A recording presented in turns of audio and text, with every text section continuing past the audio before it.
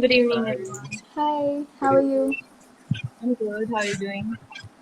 I'm good too. All right, so let's begin this webinar then. All right, so just as an introduction, so first of all, today we are here with Vanya and Arushi from Tagore International School and the very generous Breaking Barriers campaign that they have, right? And this in this Pride month, so we have this unique session planned for us, this webinar. And another introduction to queer academia. So this is an initiative by MenLife Foundation, which aims towards a better education system that is more inclusive and sensitive to the members of the LGBTQIA plus community, right? So, okay, Ankit, why don't you introduce yourself and add something if you want? Yeah. So my name is Ankit Siwan. I'm a student of BA final year and I'm working as operations coordinator with MenLife Foundation. So thank you for having me here. And it's so nice to have you guys here. Would love to know your views. Yes, exactly. Okay, so We're happy to be it's a pleasure to have you here with us. So, Arushi and Vanya, why don't you, if you're comfortable, introduce yourselves, and also would you like to introduce the Breaking Barriers campaign of your school? here. Right. So, first of all, a very happy Pride month to one of my present here. And I'm Arushi Galviria. I'm in grade 12. And also, I'm the current president of the Breaking Barriers campaign. Vanya. And I'm Vanya Kalra. I'm in grade 10th and I'm the vice president of the campus.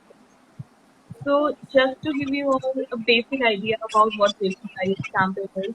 So, in the year 2013, our school initiated the first of its kind student-led human rights campaign.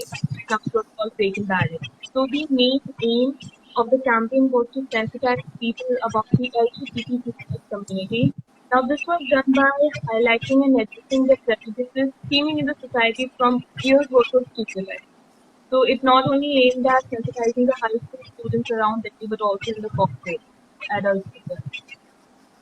Yeah. So basically the main objectives which propel our campaign are that to reiterate that we are an inclusive school in all respects, to encourage students to respect diversity in all forms, to prevent bullying in any grounds in school, and sensitizing senior students to dispel myths and misconceptions that revolve around the community.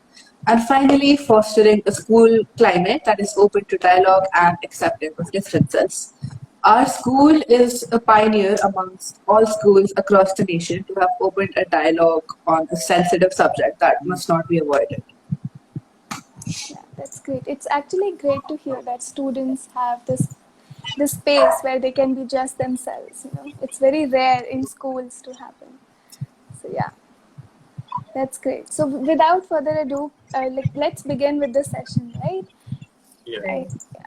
So, Okay. The stage is so all as yours. Yeah. thank you.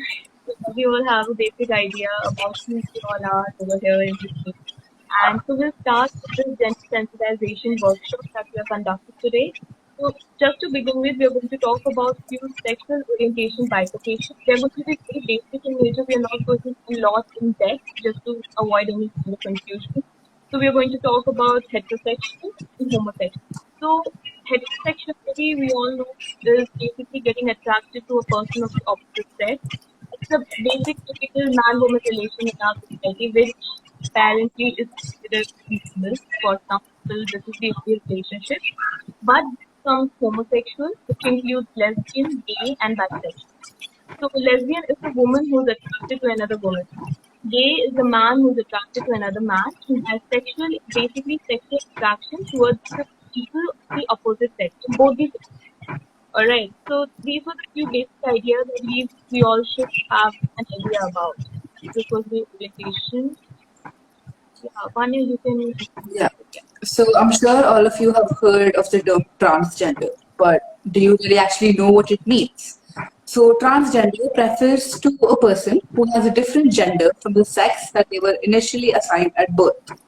Now, for a less commonly known word, which is intersex. Intersex is referred to a person who has a variation in their sexual anatomy by birth. So, a lot of times people confuse these two terms. So, what really is the difference between them? Transgender is when one's gender identity is different from one's biological sex, and transgender people may or may not go sex reassignment surgery. Whereas for intersex people, they have a variation in their sex characteristics, and they are not distinctly male or female. They have the genitalia of both sexes. So, and their biological sex basically is known as ambiguous. So, yeah, that's it. Yeah. Actually, So, yeah, right now we talked about transgender and intersex. There's another very important term that we use in a day-to-day basis, probably hijra. So, I want you all to type in the comment section, like, where have you seen hijra? The places that you see hijra.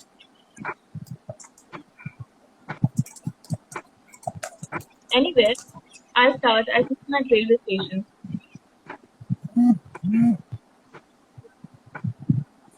basically, a lot of people used to see, the red lights dressed up in, That any you don't need saris with all the have any of you seen them? Yeah, definitely. you don't We all have conscious. seen. Okay, Yeah. yeah, right. So we have seen them on flight railway stations begging for food and money. And Right. there's another work we do is sex work. So I believe we all know about this, but few of you might be feeling a little reluctant or might be having apprehensions while typing it, but it's all right. So you all can actually type in your answers to find we know the whole situation actually. So these jars, we find them at red lights, railway stations, begging for food and money. Now they also work as sex workers. So what we do not know is that hijras are actually a cultural community. They are like a culture in itself. So for that, they form their own societies and communities in order to earn their living, usually by, as I said earlier, sex work, begging. And one interesting thing is we should also make the movies that are going to religious ceremonies and celebrations in order to get their blessing. So that is another thing how they earn their living. And their community usually comprises of people who are biologically male. And they also comprise intersex individuals, transgender women, castrated men, and feminine gay individuals. So this was a little idea about Hijra. Now, of course, when I asked how do we see them, then not many of you answered actually, but we do see them at red lights and railway stations. So I Right. just want to know that why do you feel that we none of us actually said that we see them in jobs, we see them in firms. Why do we whenever we hear hijras, I'll be honest, I actually think that hear the word hijras. Red lights come to my mind. So why is this so? Why do you feel so? Anything, just put it one word in the comment section, it's alright. Um, I feel okay. As soon as I hear this term, I feel that clapping. I mean, there is a So, significance kind of clapping the way they, clap. so So that yeah, comes to they're mind. also aggressive, some people say. So Mm, come on, please, we can put in anything. Right.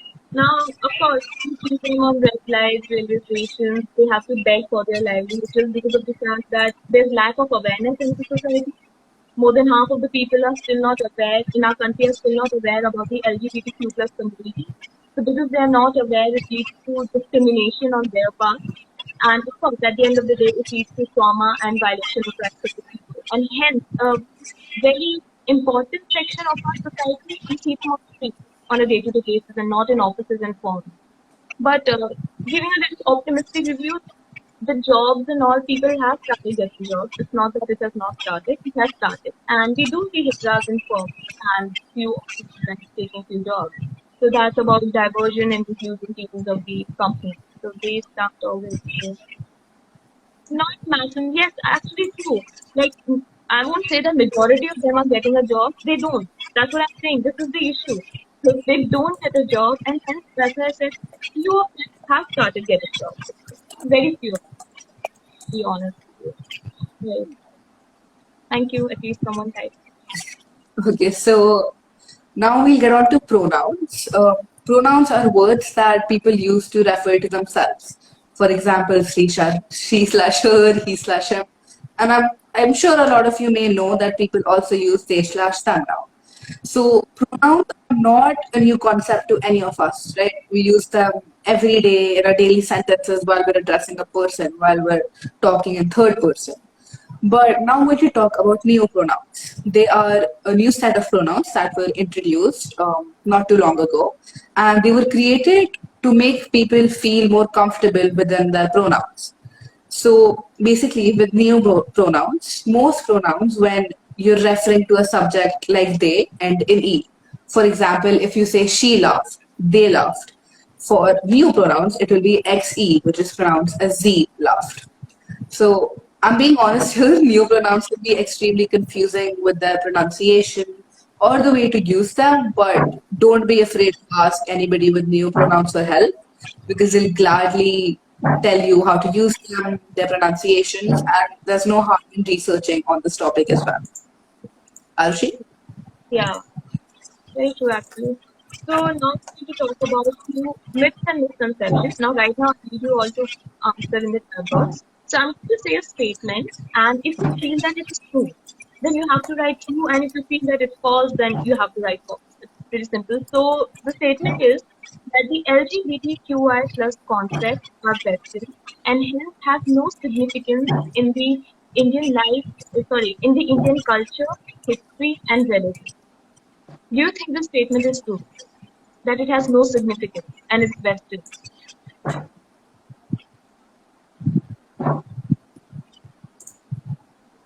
I'll give my opinion at Basically, the end, okay? just type a yes or no.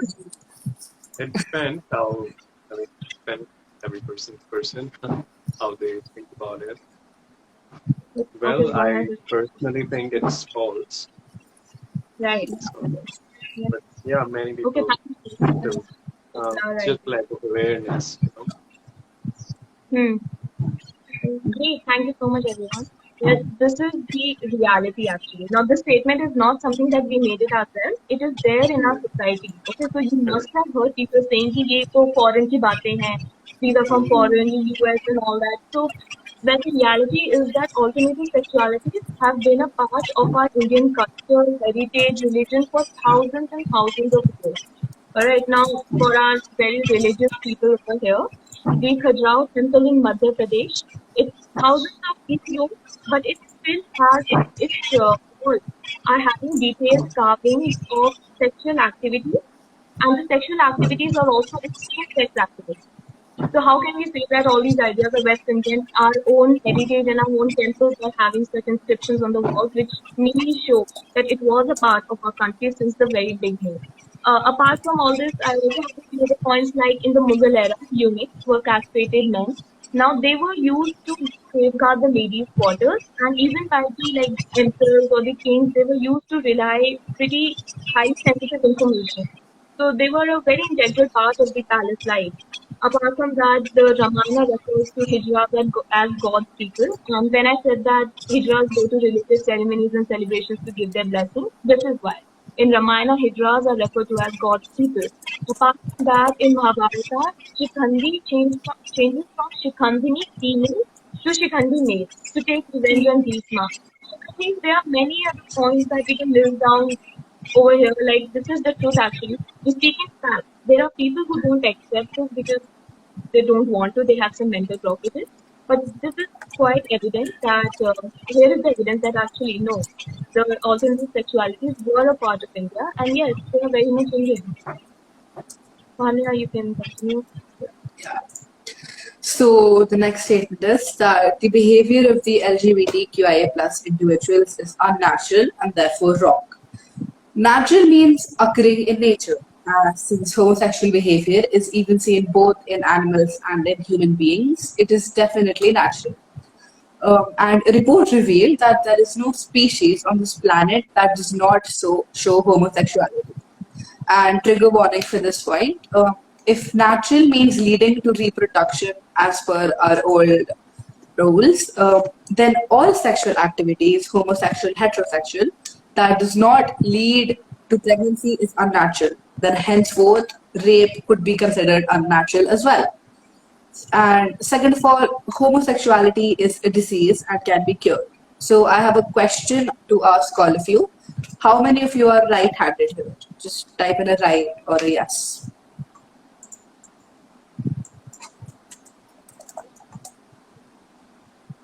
See the comments if anybody is that.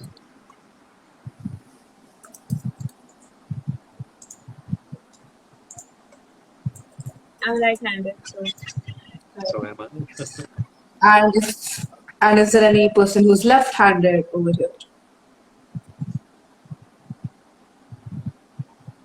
Okay, wait. So there might not be here, but now, as we all know, that right-handed people are in the majority. As a matter of fact, it is a 70% to a 95% to the people in the world, right?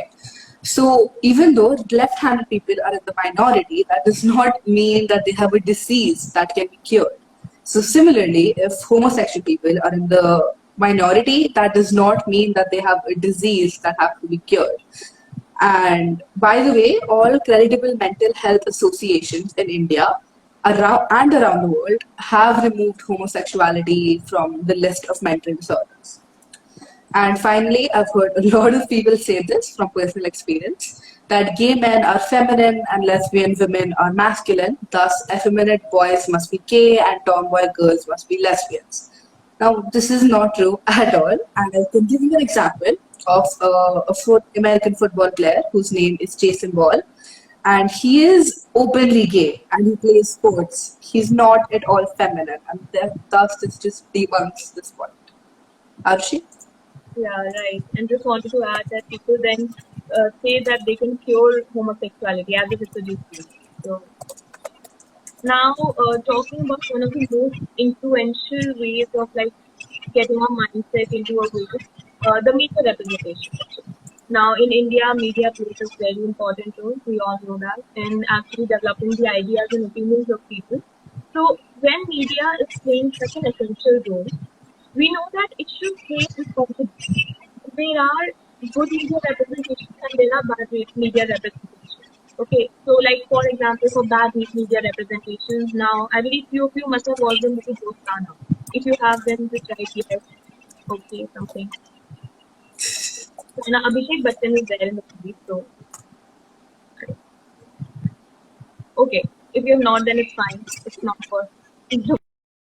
So in the movie, a gay man. Okay. So throughout the movie, is shown wearing those floral t-shirts, his way of walking and talking is so different. Something that I've said earlier as well, our society does not consider him. Okay, now of course the normal definition is nowhere mentioned, but it is something. Is my voice not clear? It's audible, yes, clear. It's To fine. me, it's clear. Yeah. Yeah. So yeah, continuing what I was saying. So throughout the movie, he was shown wearing those floral t-shirts, and the way of walking and talking was something very feminine, as Vanya was just talking about. So of course, this is a bad media representation. Now, we need to see that how many have watched the movie Kapoor and Sons. Pretty popular. You have watched it. Yeah. Right. Type in a yes in the chat box if you have watched the movie Kapoor and Sons. Okay. I believe majority would have watched the movie. And how many of you in the beginning of the movie could tell? Yeah, thank you. In the beginning of the movie could tell that Fawaz Khan is a gay man. I couldn't. I'll be honest, I really couldn't. Right. So it was only at the end of the movie when we realized that okay, Fawaz Khan is a gay man. So yeah.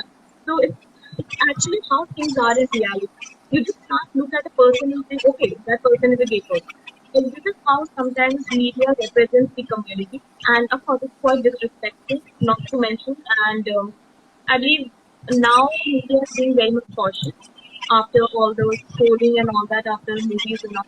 So yeah, these were just few examples of how good media representation and bad media representation takes place. Movies to watch the LGBTQ plus community that have portrayed the community in a good manner is Kapoor and Sons, Call Me by Your Name, Love Time.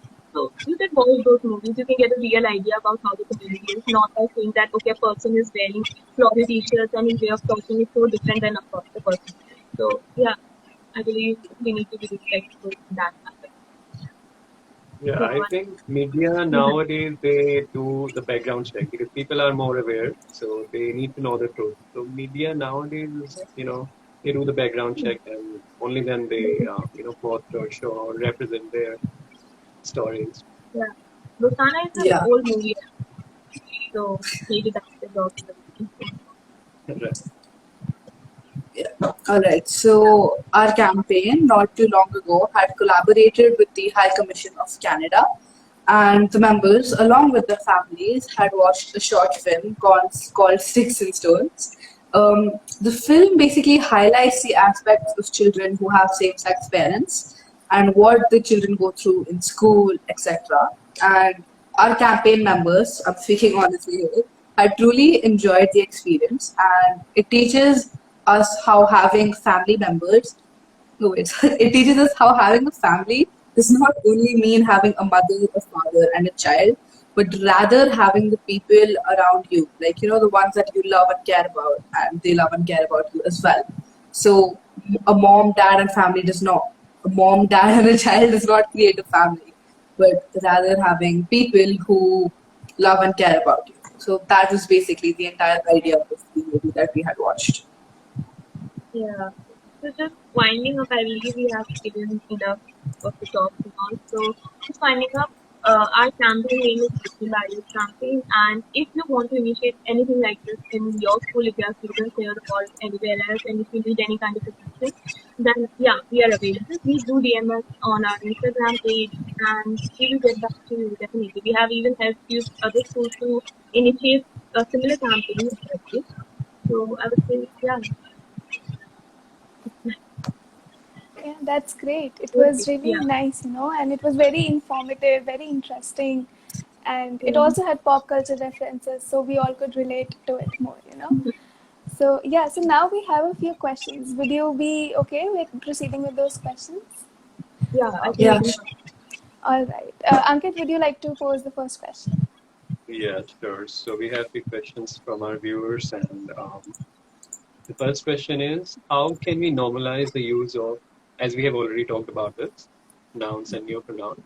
So now the thing is, how can we normalize that, the use of they, them, their pronouns, as well as neopronouns? so the best way to normalize them is putting them in your signatures when you're writing an email or sending out in your Instagram bios. You can put in there Facebook, LinkedIn, in any socials that you have. Just put in your pronouns, and even if you have pronouns like she slash her, he slash him. And I know a lot of people that say, "Ki, why do we have to put them? We still accept the community, we still accept people who have different pronouns." But putting pronouns in your signatures and bios makes people understand that you are not going to assume their gender. It's just a simple step to make sure that people feel more inclusive in the society, in their workplaces, and it just creates a more healthier and for everyone to feel accepted. Yeah. Thank you for answering that question, Vanya. Okay, so my next question is to Arushi. So you know that with being a part of this community, it can also impact the mental health of the members, right? So do you think Yeah. that there are any platforms that address the mental health needs of the members of the community, and especially with respect to the conflicts that they face about their identities, their sexualities? Yeah. Right. I'll be very honest. Definitely, there are communities. Sorry, definitely there are organizations working on this thing. We have even had companies and organizations working on the mental health to come to our school and to talk about how to manage your mental health, how to keep it in check actually. So right now in online times, like everything is taking an online path, so we can even have counseling via phone. Like for example, Riksha Srivastava, so she did counseling via phone. So I believe that now we have this resource, we can say we have this opportunity to actually use, so we should utilize it to the fullest. And at least all the places should have a counselor with them because it's very essential to keep the mental health of the employees or anywhere, even schools, to keep it in check. Like, for example, I can speak from the school, I don't know about the others, but in our school, we do have a school counselor. So it's not necessary that we only have a teacher who talks about mental health. Just so the students can relate, we can also have students working in the same thing.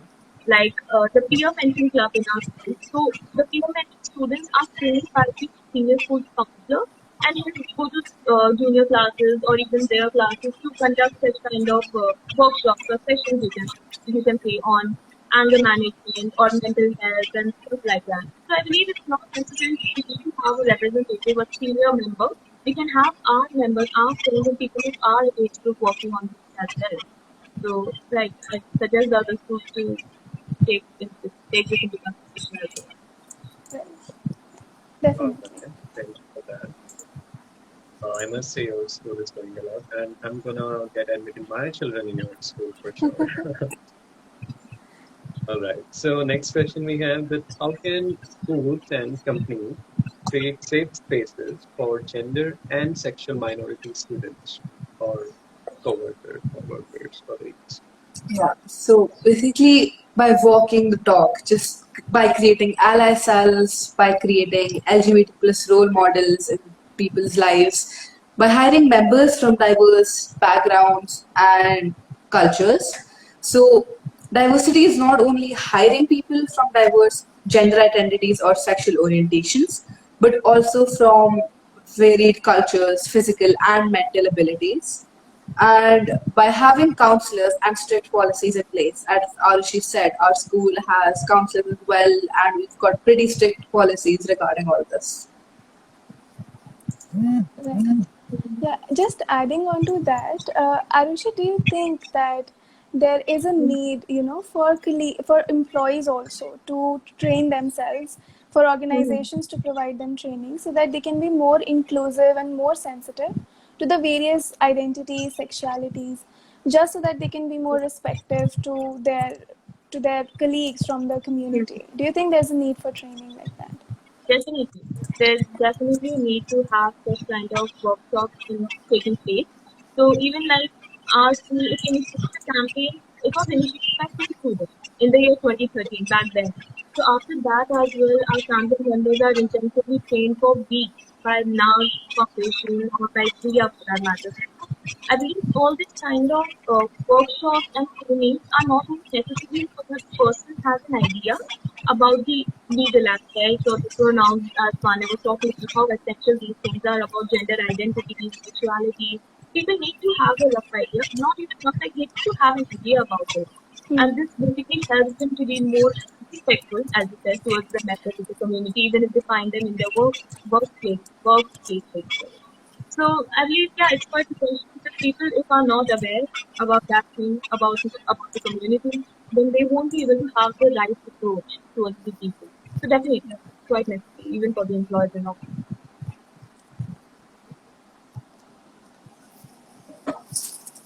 Ankit, would you like to pose the next question? Yeah, yeah. Now I have a very sensitive and important question, I must say, because most of the LGBT people, need to go through this, and so they need some preparation. Or what would you suggest? So let me come back to the question: how to respond when someone comes out to you? So just be accepting. That is all. That is all the people in the community need when they come out to you. You don't, and make sure to not put on that judgmental face. Obviously, everybody, when someone is come out to, it's going to have that moment of shock. So if this is happening with you physically, like if somebody is coming out to you physically, just make sure to not display that emotion because it can really, really bring down their confidence. The main fear that the people of the community have is that by getting rejected by their friends and family if they ever come out. So if anybody confides in you for coming out, just make sure that you accept them. And even if you don't understand the LGBT concept, if you don't understand what they're going through, just know that you love them no matter what, and you are very proud of them for accepting who they are, even in these times where hatred is literally all that they can receive on the internet.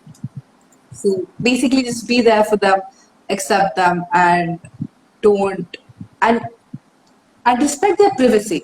If somebody comes out to you, don't go ahead and tell others, okay, hey, that friend of mine, he's gay. Mhm. Just be accepting. That is all. That's all that's needed. Right.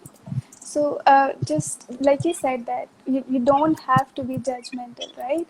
So, would you like to add something that we should definitely not do when someone comes out to you, like those red flags, Hmm. that just Right. don't do this at all. So Right. would you like to Yeah, comment on that, sure. Arushi?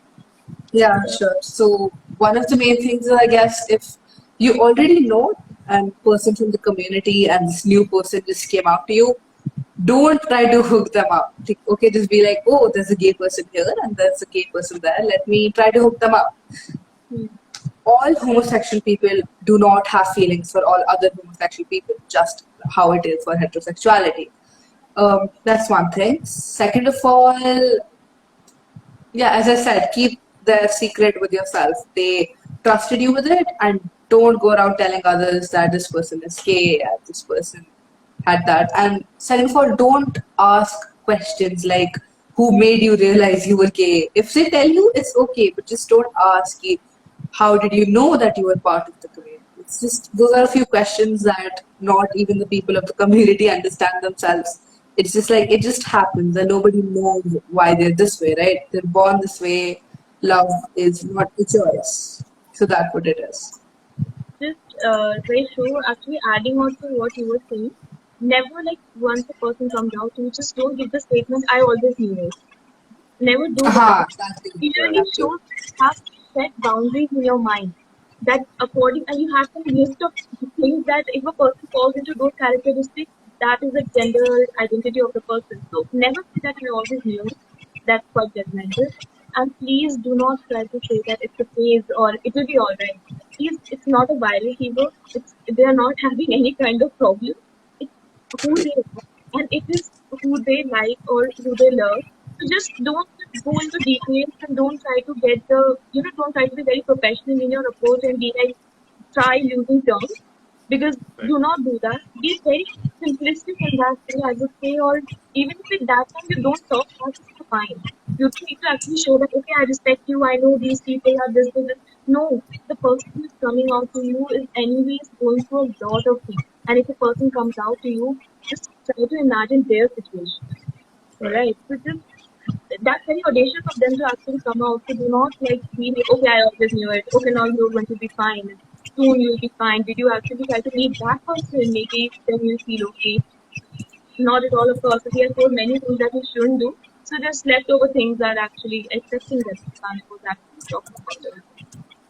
So basically, people need to be more sensible about this, right? So that Yes. they Yeah, maintain the protecting person yourself. peace. Hmm. Because I have also seen that people, say, I always had an idea. So Yeah. people should avoid these Hmm. kind of comments or stuff. Yeah. Okay. That's very hurtful for the person who comes out. It's like, okay, you actually were thinking about me in that way. So that really is not nice. Right. I think that was really helpful for all our viewers also. That would Yeah. really That's help them. Yeah. Ankit, would you all like to add right. something? So, yeah, I have one more question. Okay, so another question is, how can students help to reduce the classroom bullying? Okay, so Yeah. Okay. what do you? So basically, this is by talking about it, right? We must Right. address the concerns and bullying of discrimination to any, trusted adult around you. And number one, if you're not the victim, if you're just witnessing bullying, you can report it to the management. Don't keep it to yourself. Don't join the bullies in laughing. And first of all, don't try to do anything yourself, right? Because Hmm. we don't want anything happening to you. If a person is getting physically bullied and you join in, there is a huge chance that you might end up getting abused as well. So if you do see anything happening, just tell these people to back off, and if they don't, report it to the management, report it to trusted adults, and just don't just stand there and witness it. Even if you're not laughing about it, and even if you're like, it's fine, they must be just be joking around. You have to understand that the victim is getting hurt, and you don't know what's going through their mind. Even if it's Yeah. just a little friendly bantering, you can never be too sure about it. So remember to always talk about it with people, have a open space about it, that people can actually speak up that I am getting bullied by this person. Just create that safe space for everyone in your classroom and workplaces.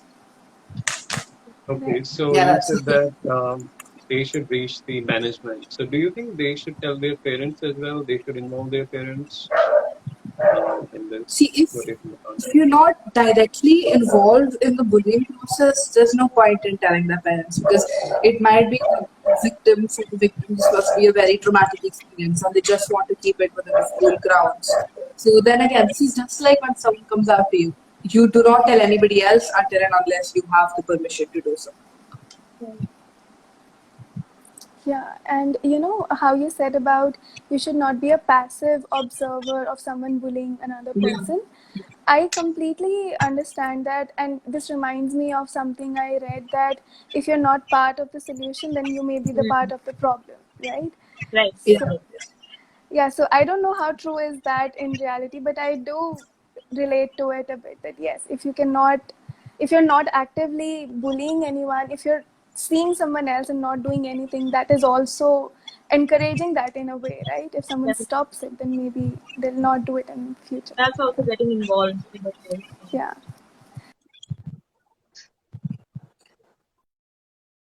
Yeah, she said. Yeah. Hi. Yeah, I'm so sorry for that technical glitch. Yeah. No, Yeah. it's fine.